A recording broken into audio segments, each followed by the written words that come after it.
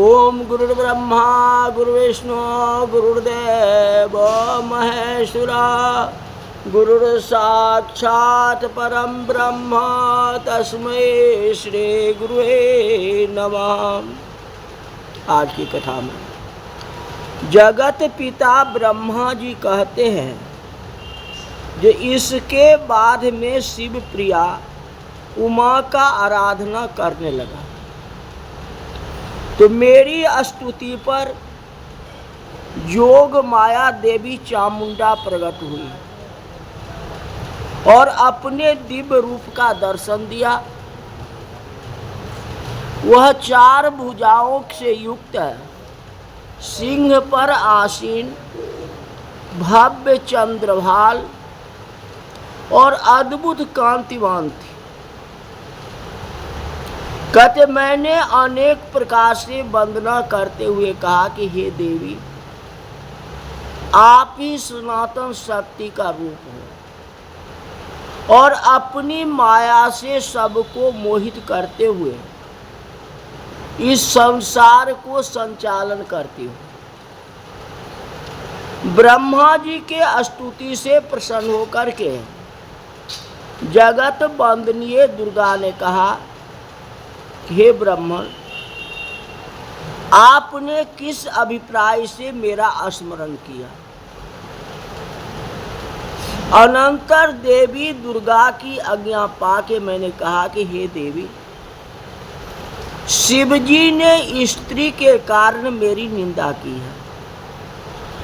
मैं चाहता हूं कि वह भी स्त्री ग्रहण करे। यह समाध्यस्थ है, आप जाके उन्हें मोहित कीजिए। कहते क्षीर सागर के किनारे पर आपकी प्राप्ति के लिए दक्ष तपस्या कर रहे हैं।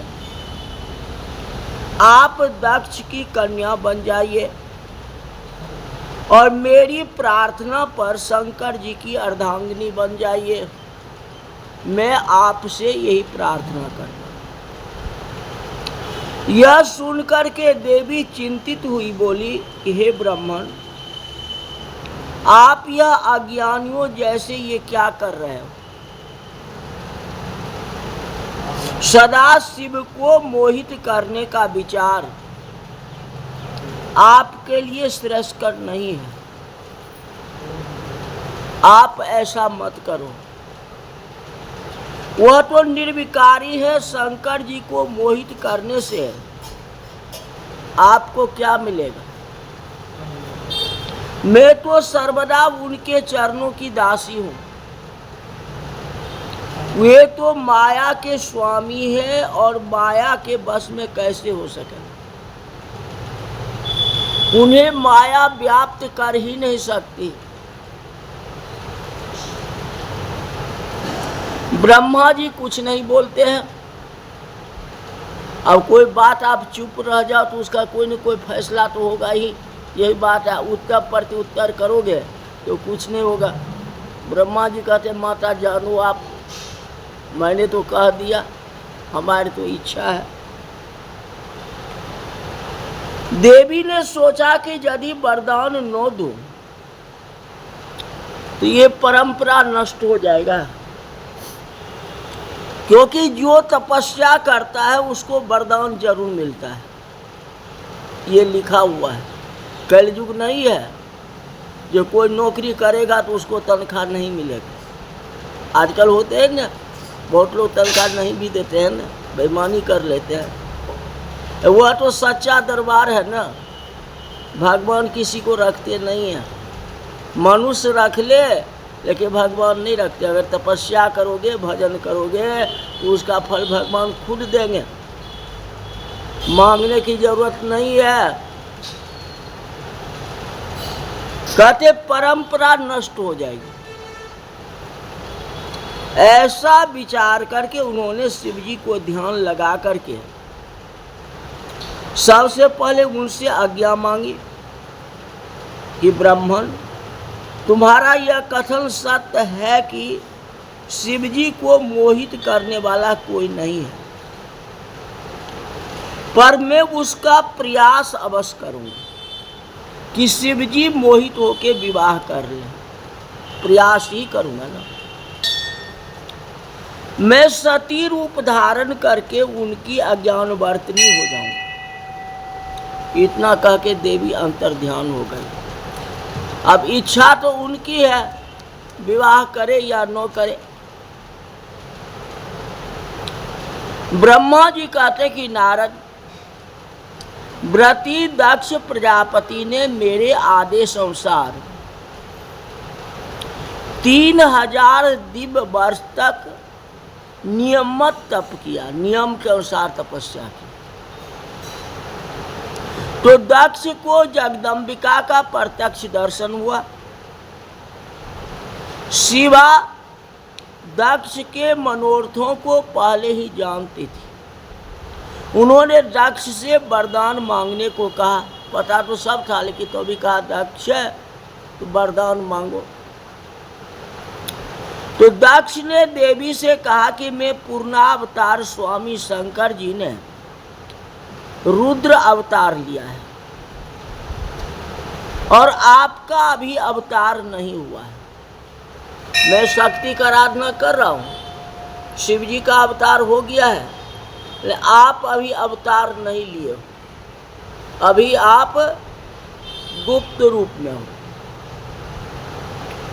तो शिव जी की पत्नी कौन हो, ये भी समस्या है ना। क्योंकि शिव जी तो अवतार ले लिए हैं, तो उनकी अवतार के लिए कन्या तो चाहिए। कन्या कौन हो,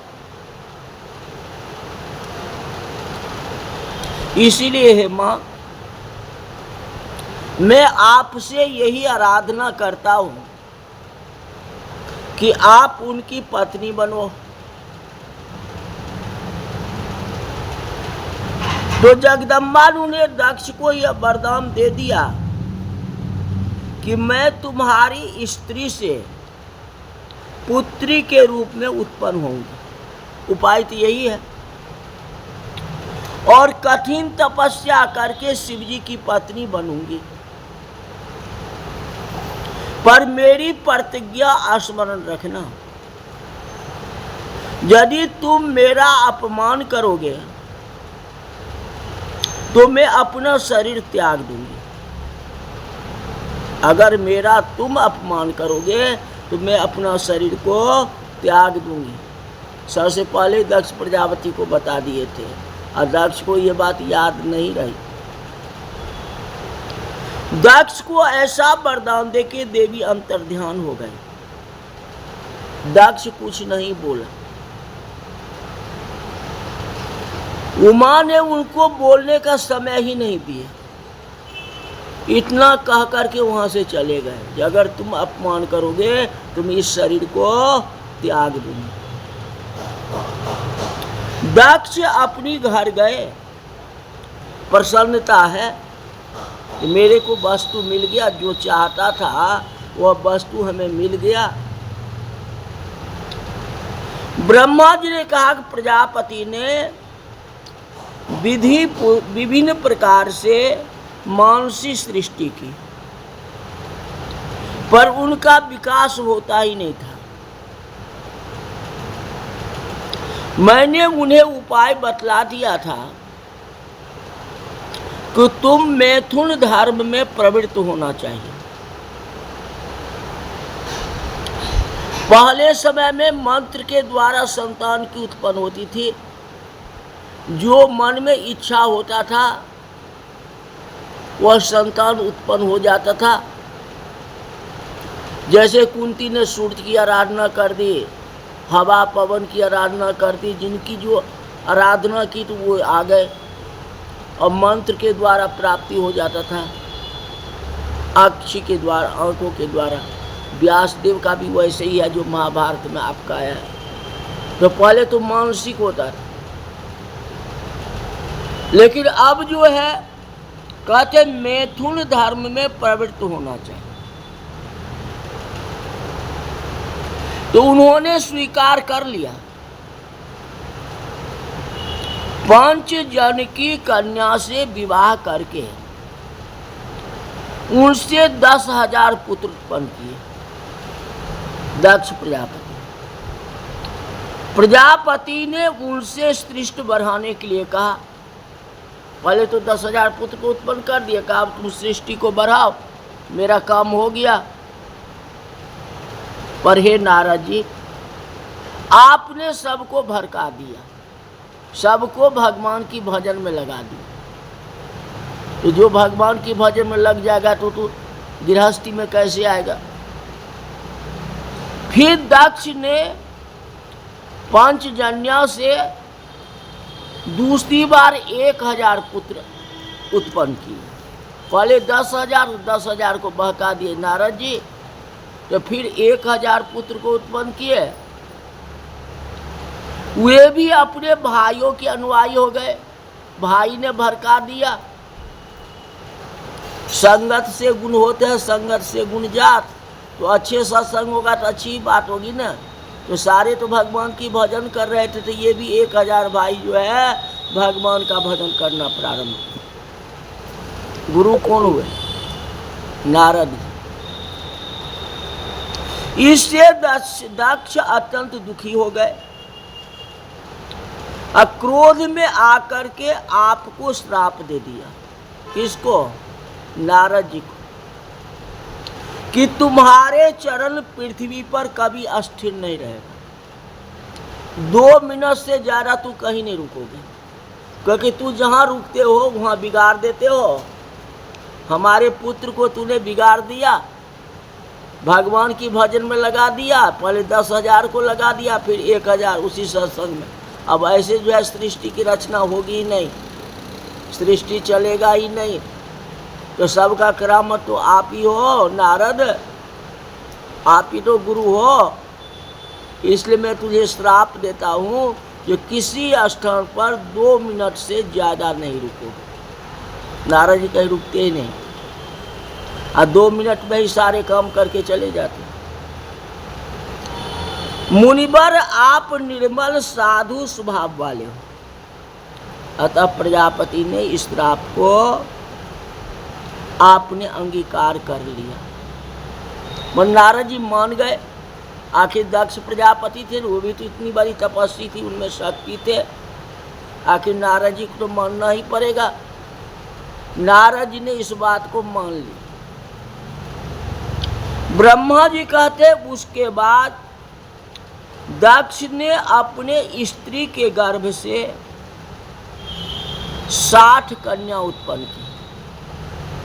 पहले 10,000 पुत्र, फिर 1,000 पुत्र, सब भगवान की भजन में लग गए। तो फिर 60 कन्या को उत्पन्न किया। स्वस्थ चित्त हो धर्मादिकों ने उनका विवाह कर दिया।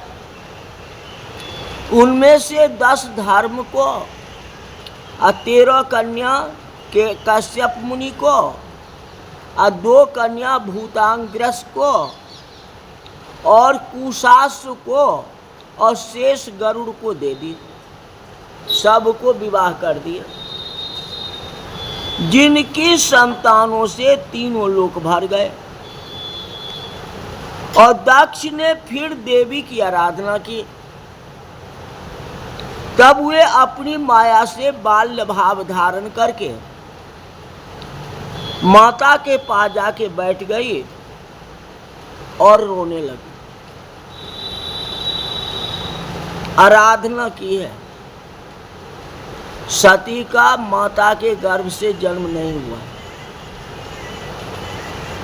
दक्ष प्रजापति ने आराधना की, माँ मेरा जो कर्म था मैंने कर दिया, लेकिन मेरा कर्म सफल नहीं हुआ है। अब आप जानो। जैसे ही ध्यान करते हैं वैसे माँ के पास में सती बैठती है, बच्चे का रूप धारण कर बैठ गई और रोने लगी। भगवान की कृपा। दक्ष प्रजापति भी तो जानते थे जो आदिशक्ति जननी ने मुझे वरदान दिया है। उनके रुदन को सुन के संभ्रम हो बहुत सी स्त्रियां आ गई। सारे नगरवासी जय जयकार शब्द करने लगे। पत्नी सहित दक्ष उस कन्या का मुख देख के बहुत बड़ा हर्षित हुए। देवताओं की आज्ञा से दक्ष ने उनका नाम उमा रखा। प्रजापति ने किसकी आराधना की थी? शक्ति की आराधना की थी। शक्ति की आराधना से लास्ट में एक कन्या सामने आके बैठ जाती है। ये तो अवतारी हो गए। तो दक्ष प्रजापति ने इसका नाम उमा रखा।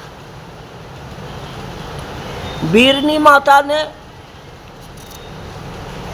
विधिवत उस कन्या का संस्कार करा के स्तनपान कराया, दूध पिलाया। कोई बच्चिया आपके सामने हो तो आप क्या करोगे? उसके माँ बाप नहीं है तो क्या करोगे? उसको दूध पिलाओगे कि नहीं? तो मातृभाव से उनको दूध पिलाया। माता बीरनी और महात्मा दक्ष ने बड़े प्रेम से उस कन्या का पालन किया और वह कन्या शुक्ल पक्ष के चंद्रमा के समान प्रतिदिन बढ़ने लगा। वह उमा है, मंगल भवन अमंगल हारी, उमा सहित जही जपत पुरारी। वह उमा है जिनका अवतार हुआ है। आगे जो कथा होगी कल बताएंगे। आज कथा यही तक रही। बोल शंकर भगवान की जय।